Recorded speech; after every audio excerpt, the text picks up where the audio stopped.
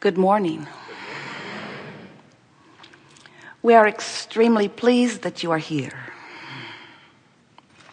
It is good to come together for the purpose of co-creating. Do you agree? Yes. You're knowing what you're wanting? It moves about a bit, yes.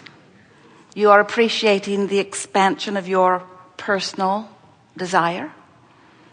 Feels good to want, feels good to identify, feels good to decide, to choose, feels good to know what you want. Not so much, eh? As we chew together today, it is our desire that by the time we come to a conclusion, that you have come all the way full circle to this first question. Are you enjoying the evolution, the presence of, the expansion of this constantly evolving desire that is within you? We want you to say yes and really mean it.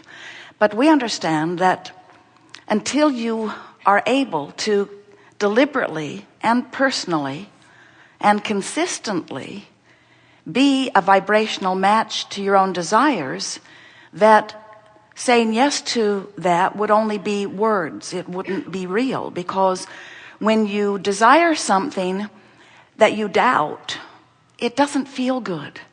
Desire that is laced with doubt or fear or disappointment doesn't feel good at all. So if we say, are you enjoying your desire?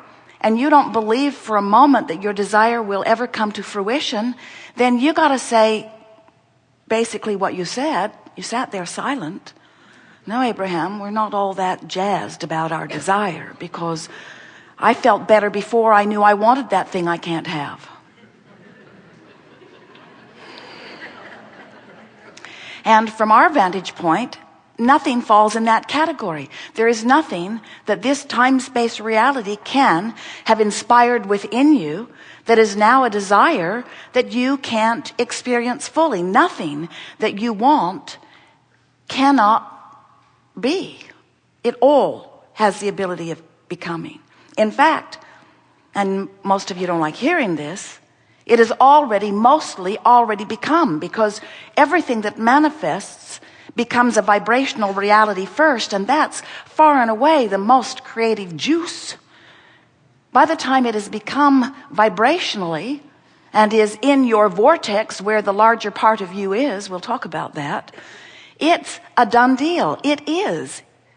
But our physical friends say, well, it seems more like a pipe dream to me, in every sense of the word. It doesn't feel real to me, Abraham. I can't see it yet.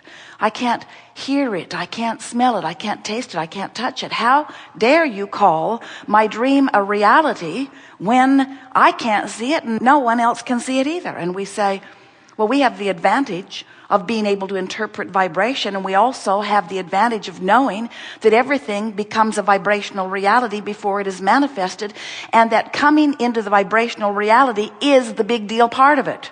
And the very small deal part of it is, once it is in the vibrational reality, then manifesting it is simple. It's so simple. There's just one very slight, very simple, maybe not so easy for you until you practice it a little bit, but very simple thing for you to do. You have to become a vibrational match to your own desire, which means you have to believe it. You have to feel it. You have to know it. You have to feel good about it. You cannot doubt it. You can't have negative emotion about it. You can't worry about it. You can't wonder if it's possible. You can't fear that it won't come to be. You can't be more of a vibrational match to its absence than its presence, and ever have its presence show up for you. And you say, well, that sucks.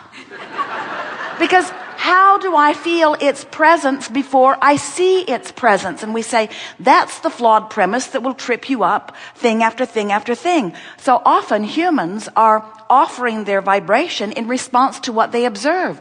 So if you observe something and then you are giving your attention to it on a pretty regular basis, through your observation of it, you train your vibration into that frequency, and then it manifests in your experience. But if you say, but I need to see it before I can believe it, we say, then it cannot come for you. You've got to figure out how to believe it before you see it.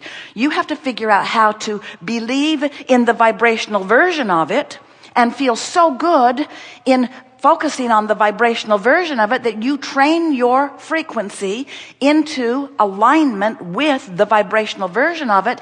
And when there's no gap between what you think and what you want, it'll manifest all over the place. People watching you will say, what magic button did you push?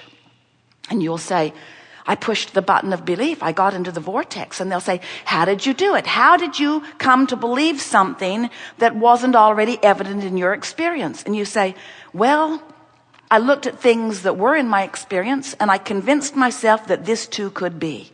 Or I looked at others who I knew at one time weren't experiencing it that now are, and I convinced myself that this too can be for me. In other words, I practiced an optimistic thought. I practiced a better feeling thought. I trained myself into the frequency of having it rather than into the frequency of not having it. I practiced the frequency of belief, and in doing so, I left the frequency of doubt behind.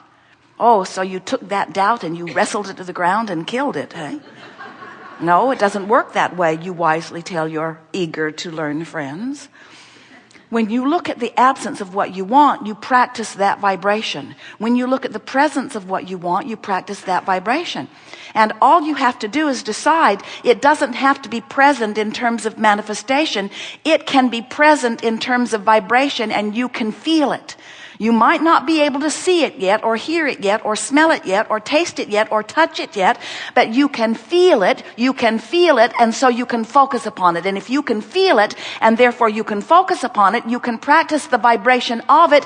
And if you practice the vibration of it consistently enough that the vibration of the presence of it is tipped slightly on the fulcrum of your vibrational attitude, once you practice the vibration of the presence of it just slightly more than you practice the vibration of the absence of it, it must be.